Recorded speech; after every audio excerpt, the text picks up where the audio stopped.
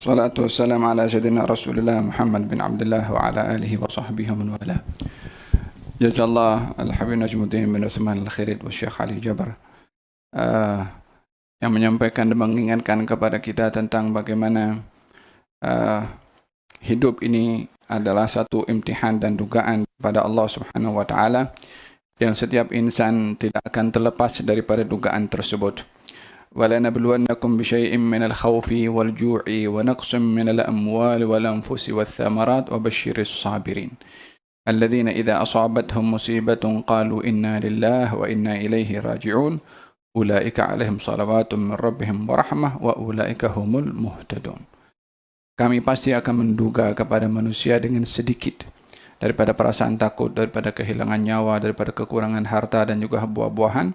Sampaikan kabar gembira kepada orang yang bersabar, yaitu mereka yang ketika ditimpa musibah akan mengatakan inna lillahi wa inna ilaihi raji'un. Bagi mereka salawat daripada Allah, rahmat daripada Allah, dan mereka termasuk daripada orang-orang yang mendapatkan hidayah. Ini memberikan kepada kita penerangan dan penjelasan bahwasanya dugaan dan musibah adalah ingin meningkatkan keimanan kita di sisi Allah Subhanahu wa taala, yang bagi seseorang yang diberi iman oleh Allah akan melihat kepada musibah ini satu tangga untuk ia naik lebih tinggi melalui dugaan. Ahasiban nasu ay yutraku ay yaqulu amanna wa hum la yuftanun wa laqad fatanna alladhina min qablihim falya'lamanna Allahu alladhina sadaqu wa ya'lamanna al-kadhibin. Adakah orang itu akan dibiarkan hanya mengatakan kami beriman tanpa diduga, sebelum kamu sudah pun diduga oleh Allah untuk mencari tahu atau memastikan siapa yang betul-betul dalam iman dan siapa yang dusta.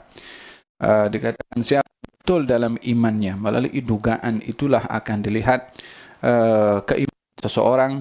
Oleh sebab yang demikian, baginda Rasulullah ketika lalu di satu kubur, lalu nampak seorang wanita sedang menangisi putranya yang meninggal dunia, lalu diingatkan oleh Allah Subhanahu wa taala, sabarlah kamu dan mintalah ganjaran kepada Allah daripada musibah yang menimpa kamu. Wanita tadi mengatakan, kamu tidak rasa apa yang aku rasa. Wanita tadi tak tahu kalau yang menegurnya adalah Rasulullah. Setelah mengetahui kalau yang menegurnya adalah Rasulullah, maka wanita tadi datang dan memohon maaf. Lalu baginda bersabda, innamas sabru inda sadmatil ula.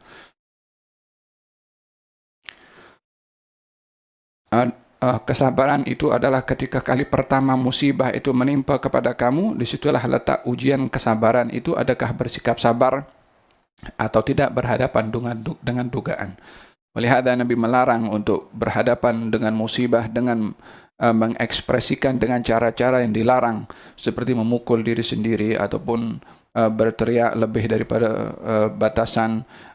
Laisa minna man syaggal juyuba wa latamal khudud. Bukan golongan kami orang yang mengkoyak-koyak bajunya atau memukul-mukul dirinya.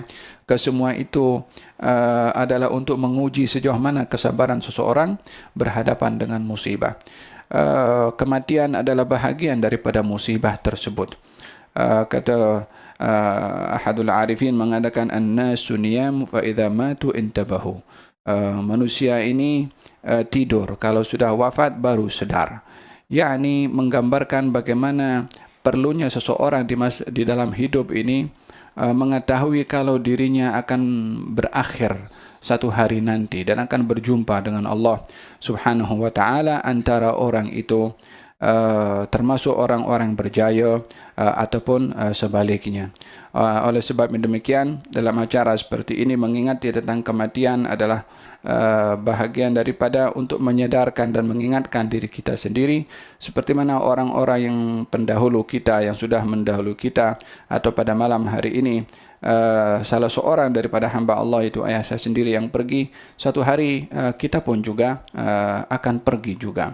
Hanya persiapan apa yang kita perlu bawa untuk menuju kepada Allah Subhanahu wa taala. Bahagian daripada adab mengingati tentang kematian atau orang-orang yang sudah wafat adalah mengingati tentang ihsan atau kebaikan mereka di masa hidupnya. Uzkuru mahasina mautakum. Ingatilah kebaikan-kebaikan orang-orang yang meninggal di antara kamu. قال سيد الوالد pada akhir-akhir ini sakit yang tak dapat untuk berjalan, kakinya terlalu lemah untuk berdiri, dan akhirnya pun tidak mampu pun banyak untuk turun daripada katil dan banyak terbaring. Lebih kurang hampir dalam 4 bulan keadaan di kampung di Bondowoso, adik perempuan saya ada bertanya kepada kepada ayah saya yang kalau pernah mengatakan, saya ada dalam bilik ni dah lama tak nampak pertukaran siang dan malam karena lebih banyak di dalam bilik. Ditanya oleh dia perempuan saya, Walid, ada merasa bosan kah di dalam sini, di dalam bilik ini? Dia kata, abah beritahu, alhamdulillah, Walid tak ada rasa boring, tak ada rasa sempit dada. Dia macam biasa, yakni walaupun sakitnya bukan biasa. Gula ada, jantung ada, 2 kali kena minor stroke, tapi tak pernah mengeluh kesakitan walaupun banyak yang dirasa daripada sakit itu. Dan ini bahagian daripada tanda ridha seseorang bila diduga Subhanahu wa ta'ala, yang tak mengeluh dengan dugaannya, akan tetapi menerima dengan lapang dada. Semangatnya luar biasa. Masa pernah nak menghantarkan saya pergi belajar di Hadramaut, saat-saat itu adalah masa yang paling susah dihadapi oleh beliau. Jatuh bangun dalam kehidupan mencari rezeki dan mencari nafkah dialami, sampai kepada peringkat tak punya apa-apa di rumah untuk membiayai ahli keluarganya, daripada seorang yang pernah berjaya dalam dunia bisnes. Kemudian keadaan tidak berterusan dan berubah menjadi seorang yang berhadapan dengan pelbagai macam dugaan, drive sendiri untuk jual kerupuk waktu itu karena untuk mencari nafkah, sampai kepada satu masa saya berjumpa dengan Al-Habib Umar di Bondowoso juga, dan masa itu ada hasrat untuk pergi ke Hadramaut dengan Habib Umar.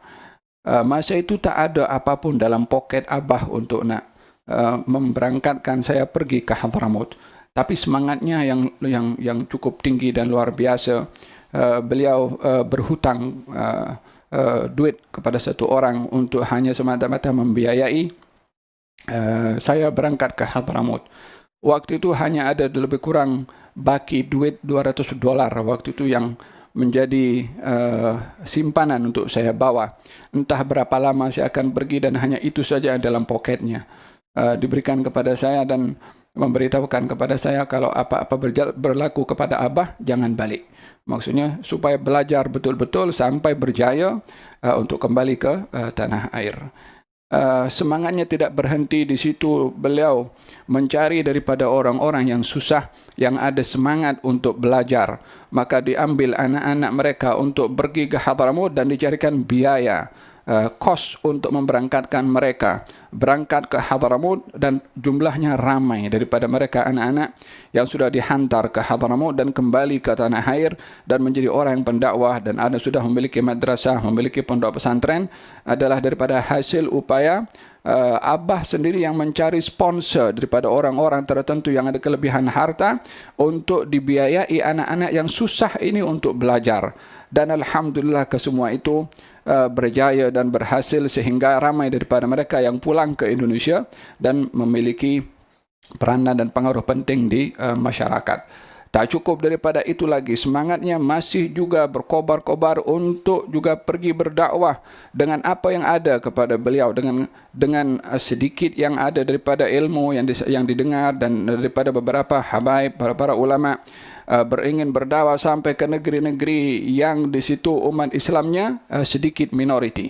Di beberapa kawasan, di antaranya ke Manado, berusaha ingin mendekati kepada mereka supaya memeluk kepada agama Islam, mendekati para muallaf sehingga berupaya ke sana kemari beli telekung untuk dihantarkan kepada mereka para muallaf yang tak memiliki apa-apa alat atau peralatan untuk salat. Dikumpulkan dana untuk beli telekung dan dihantarkan kepada mereka. Itu dalam keadaan kondisi sudah pakai tongkat, sudah berjalan pun agak lambat sedikit. Kita sebagai anak-anak cuba untuk menghalang, akan tetapi Abah masih semangat untuk nak pergi ke sana kemari, yang kita selalu risau.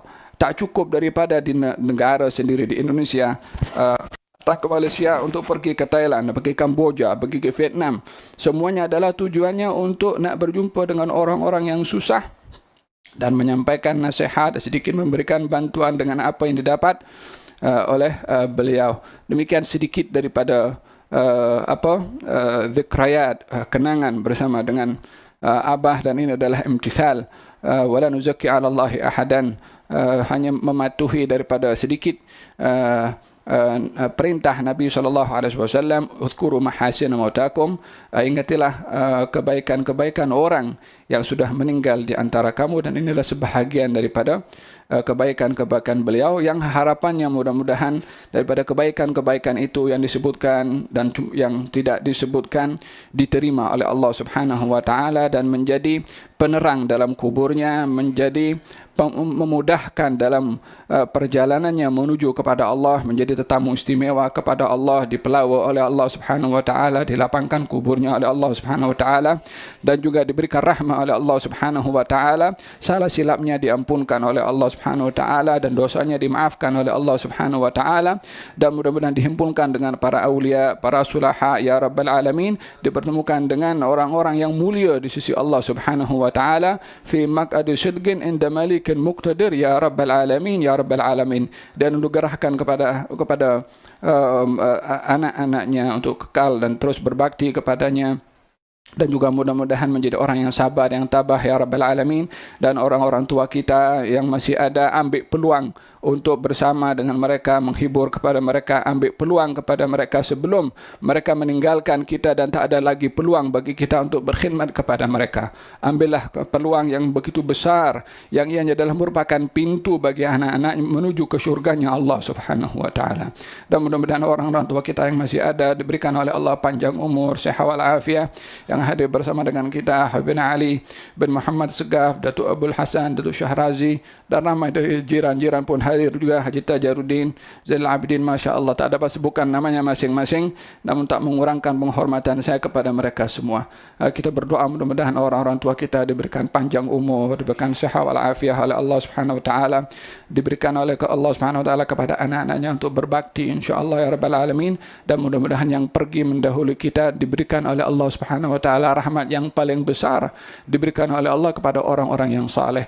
ربنا آتنا في الدنيا حسنة في الآخرة حسنة وقنا عذاب النار صلى الله على سيدنا محمد وعلى آله وصحبه وسلم الحمد لله رب العالمين. Jazakumullahu khairan. Terima kasih atas ucapan takziahnya baik yang hadir, dan saya terima ramai sekali, banyak sekali ucapan takziah daripada ramai umat Islam khususnya yang ada di Malaysia, melalui Facebook, melalui SMS, melalui WhatsApp, yang kalau tak tersempat nak dibalas, saya ucapkan terima kasih, jazakumullahu khairan katsira. Fil hadis menyatakan orang yang mengucapkan takziah kepada orang lain akan dipakaikan oleh Allah hullatul karamah, yakni pakaian kemuliaan. Moga-moga yang menyampaikan takziah diberikan pakaian karamah oleh Allah Subhanahu wa taala, dan moga-moga Allah anugerahkan kepada kita husnul khatimah. Amin ya rabbal alamin. Sallallahu alaihi wasallam Muhammadin wa ala alihi wasallam. Alhamdulillahirabbil alamin.